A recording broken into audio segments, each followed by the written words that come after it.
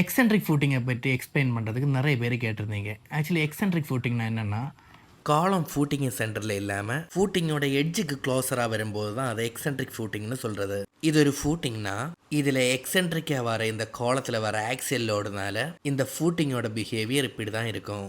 காலம் லோட் ஆகிற இடத்துல தான் மேக்ஸிமம் பேஸ் ப்ரெஷர் இருக்கும். இந்த சைடு வர வர பேஸ் ப்ரெஷர் ரொம்ப கம்மியாகி சாயிலுமான கான்டாக்ட் சர்ஃபேஸ் ஏரியா கம்மியாகும். ஸோ நம்ம ஒரு சிம்பிள் ஒரு எக்ஸென்ட்ரிக் ஃபூட்டிங் டிசைன் பண்ணும்போ இந்த டைரக்ஷனில் லென்த் வரது மாதிரி தான் டிசைன் பண்ண பார்க்கணும். அதனால பேஸ் ப்ரெஷர் அதிகமாகிற இடத்துல ஏரியாவை அதிகப்படுத்தி பேஸ் ப்ரெஷரை லிமிட்டில் கொண்டு வர முடியும். இந்த கான்செப்டில் தான் இங்கே கண்டினியூஸ் கம்பைன்டு ஸ்ட்ரிப் ஃபூட்டிங் கொடுத்துருக்கேன். ரொம்ப ஃபோஸ்ட் கண்டிஷனில் 2 காலத்தை ஃபூட்டிங் கூட ஸ்ட்ராப் பீம் கொடுத்து கம்பைன் பண்ணிக்கலாம். இந்த ஸ்ட்ராப் பீம் கொடுக்கறதால ஃபூட்டிங்கில் வர எக்ஸென்ட்ரிசிட்டியை ரொம்ப எஃபெக்டிவாக கவுண்டர் பண்ண முடியும். இந்த ஃபூட்டிங்கில் அடிஷ்னலாக ஒரு பீம் கொடுத்தா எக்ஸென்ட்ரிசிட்டி கவுண்டர் ஆகுமா?